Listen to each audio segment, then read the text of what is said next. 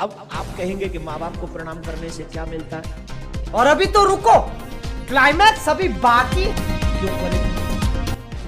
Sir झुकाने से कुछ मिलता है कि हमें प्रणाम कर दें?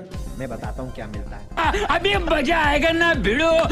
अब जैसे कोई एक पहिए से, एक टायर से हवा और दूसरे टायर में भरे, वो कितना बुद्धिमान है, दोनों कंडम। दर्शकों नमस्कार। तो स्वागत है आप सभी का हमारा प्यारा सा यूट्यूब चैनल आध्यात्मिक ज्ञान सूचना के अंदर। तो दर्शकों, आज आप सभी को कुछ खुशखबरी देने वाले हैं। खुशखबरी यह है कि आज हमारा चैनल 1000 सब्सक्राइबर और 4 घंटा का वॉच टाइम आज पूरा हुआ। तो परमात्मा कहते हैं ना कि करे कराया साया और मन में लहर उठाए और सिर दर्द दादू जीव के ओ आप बगल हो जाए।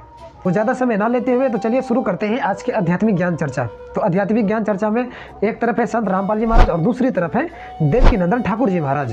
तो दर्शकों, आज का वीडियो बहुत स्पेशल होने वाला है, क्योंकि आज के वीडियो में हम जानेंगे कि अपने से बड़े व्यक्ति को पैर छूना चाहिए या नहीं। तो आज इसी विषय को लेकर आप सभी के बीच में लिए हैं 2 संतों का आध्यात्मिक विचार। तो जो भी भाई हमारे यूट्यूब चैनल पर नए हैं तो वीडियो को लाइक और चैनल को सब्सक्राइब कर लीजिए। तो चलिए वीडियो स्टार्ट करते हैं।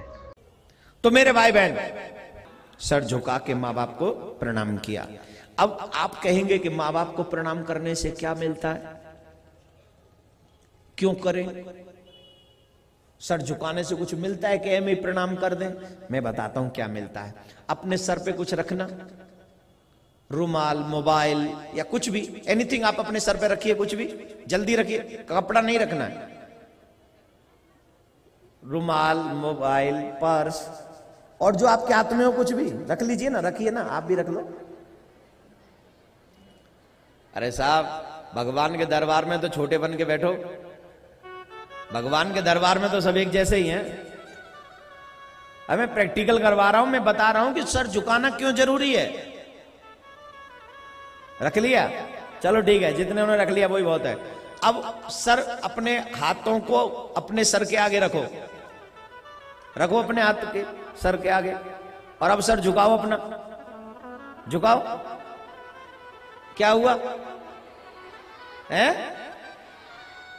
गिर गया? सर झुकाएंगे तो क्या होगा? जो सर पे चीज है वो गिर जाएगी।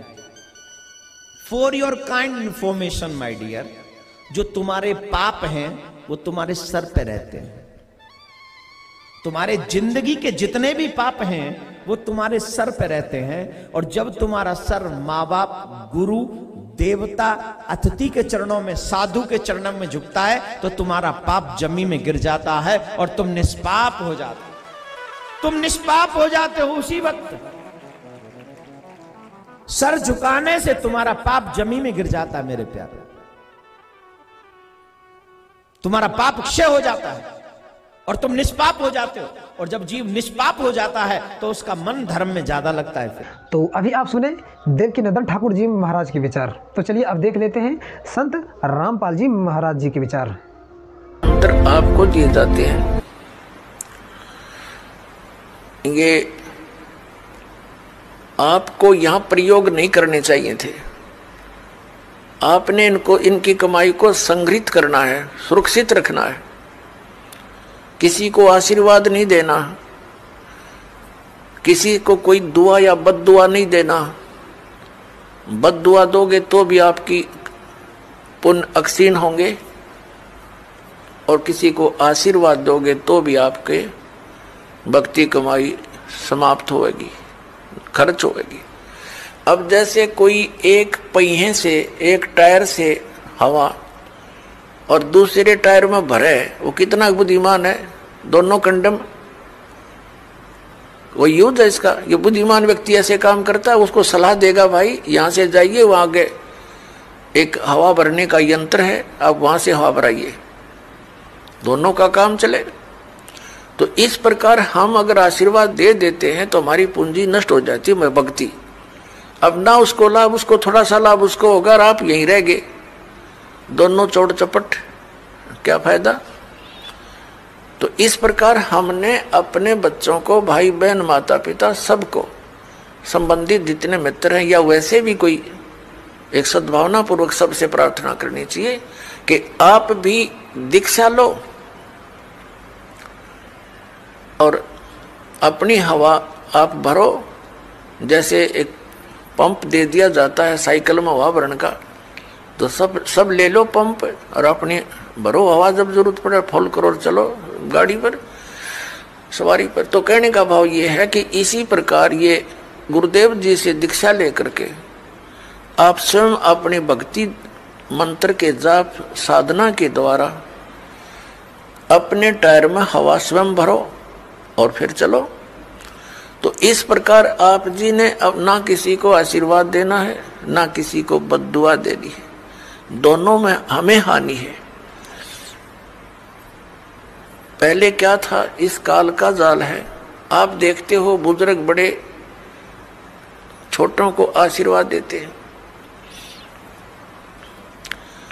और बड़े उनके चरण छूते हैं, क्योंकि पहले जो एक आपने देखा होगा एक पाग सिस्टम है। पाग जैसे पिता की मृत्यु के उपरांत बड़े पुत्र को एक पाग बांधी जाती थी, पगड़ी,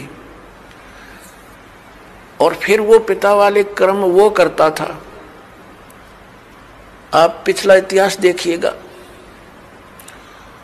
तो उसमें क्या होता है कि वो आशीर्वाद देने वाला अपनी पूंजी नष्ट करता है और उनको आशीर्वाद देता। जैसे आपने देखा होगा एक पुत्र वधू अपनी सास के पैर दबाती है या किसी और बड़ी बूढ़ी के उसके पास बैठी है उसके पैर छूती है, वो उसको दुआ देती है, पुत्रवती हो, तेरे बेटे हो, पुतों फड़िए दूध दो, नहाइए, इस तरह के देते हैं।